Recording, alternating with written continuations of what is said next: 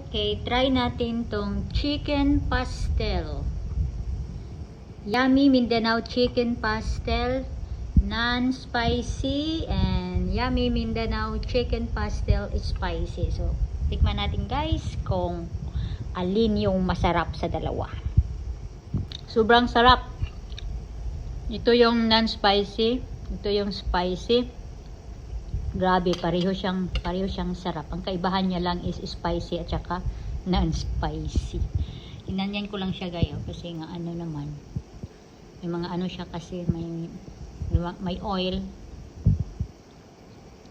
So, nilagay ko lang siya dyan sa plato. Tapos mayroon lang akong serving spoon. Sobrang sarap. Ayaw kong manaba, promise.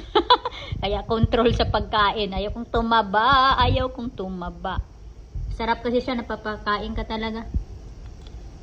Ngayon pag mahilig ka sa spicy. Mahilig ko naman ako sa spicy. Naku po.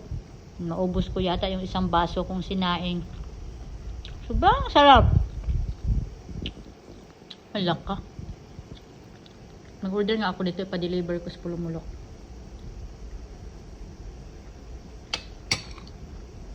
Sarap, yummy. My gosh. Yummy, yummy, yum, yum.